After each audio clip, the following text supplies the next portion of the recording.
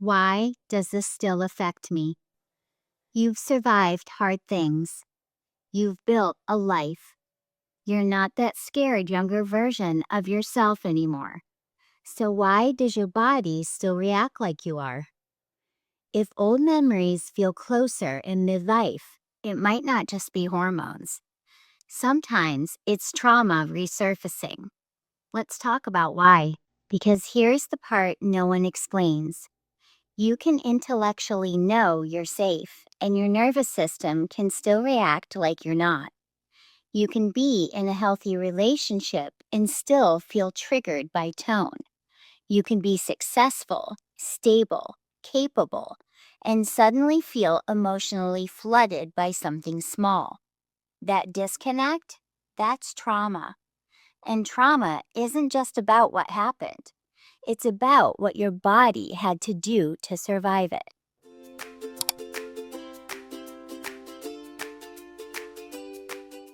When people hear PTSD, they often think of combat or catastrophic events.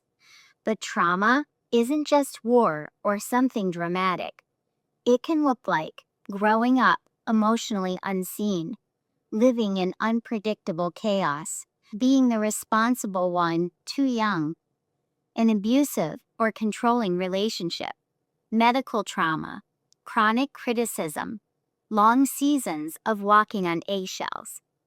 Trauma isn't defined by how dramatic the event was.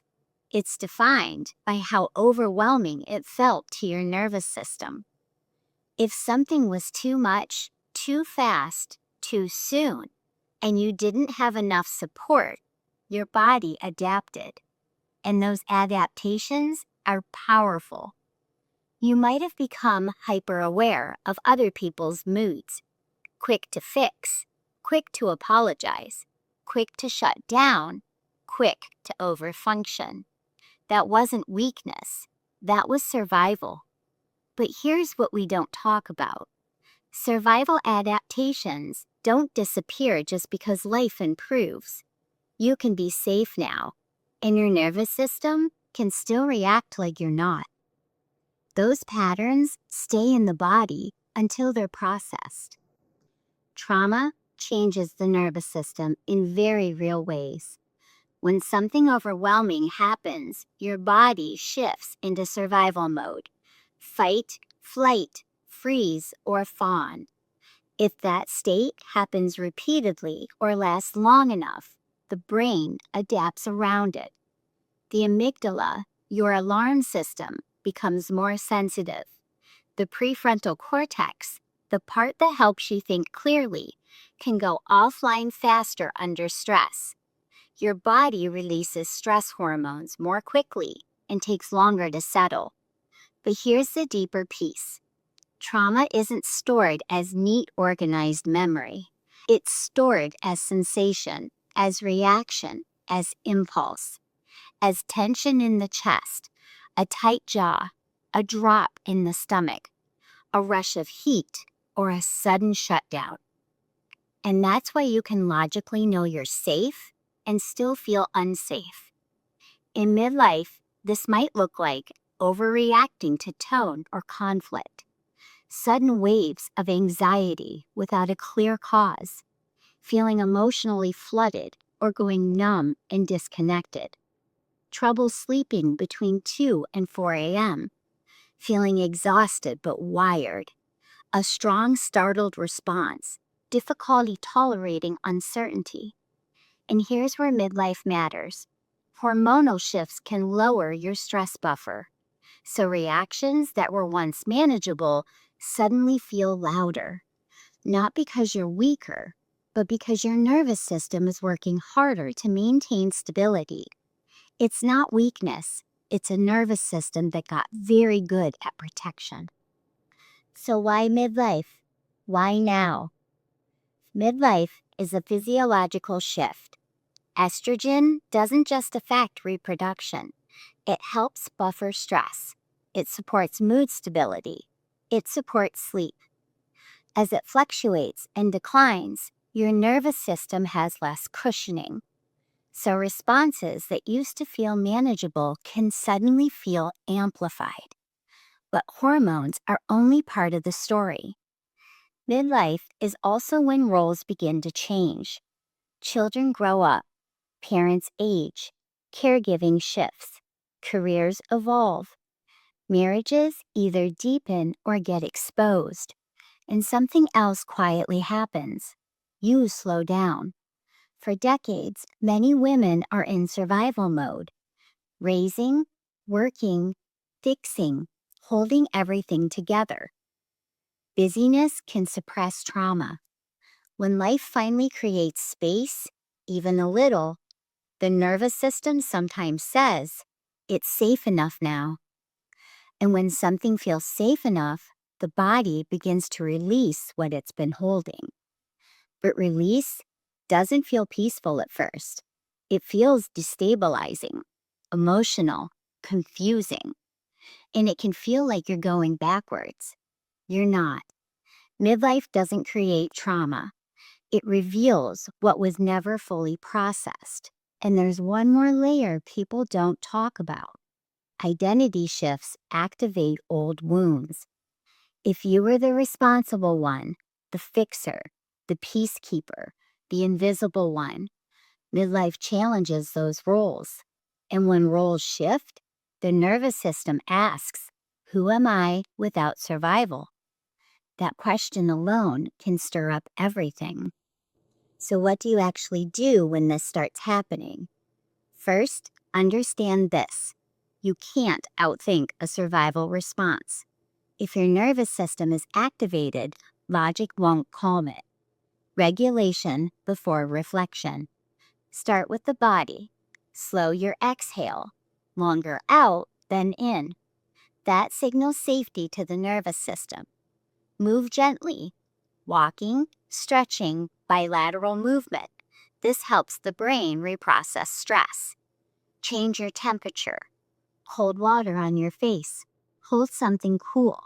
This can interrupt an escalating stress response. Reduce stimulation when you're flooded. Lower lights. Turn down noise. Step away from conflict if possible. These aren't coping tricks. They're nervous system resets. Second, widen your window of tolerance gradually. Don't try to process everything at once. Trauma work is not about diving into the deepest memory immediately. It's about increasing your capacity to stay present when discomfort arises. That might mean staying in a difficult conversation 10% longer than you normally would, noticing a trigger without immediately reacting, naming what's happening in your body instead of criticizing it. Third, update your nervous system in real time. When you notice a reaction, gently orient yourself to the present.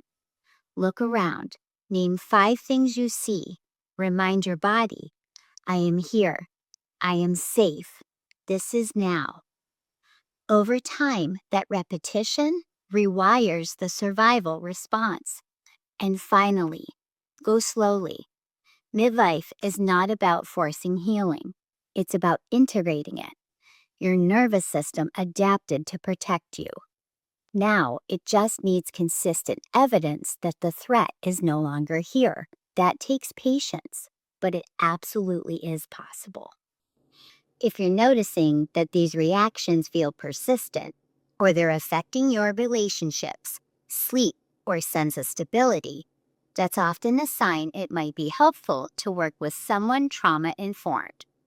Not all therapy is the same when it comes to trauma. Some approaches might focus more on talking through events. Others focus on how trauma lives in the body.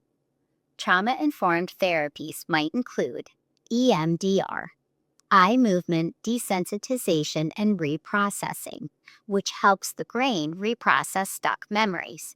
Somatic therapies, which focus on how trauma shows up physically. Internal family systems, which help you understand protective parts of yourself. Attachment-focused therapy, which explores how early patterns show up in adult relationships. The goal isn't to relieve everything. It's to help your nervous system update, to move from survival into integration. And I want to say this clearly. This video is for education and awareness. It's not a diagnosis. If you're experiencing severe symptoms, panic attacks, flashbacks, intrusive thoughts, or thoughts of harming yourself, please reach out to a licensed mental health professional or emergency services in your area. Support matters, and you deserve it. If old pain feels closer lately, if your reactions feel bigger, if you're asking, why now?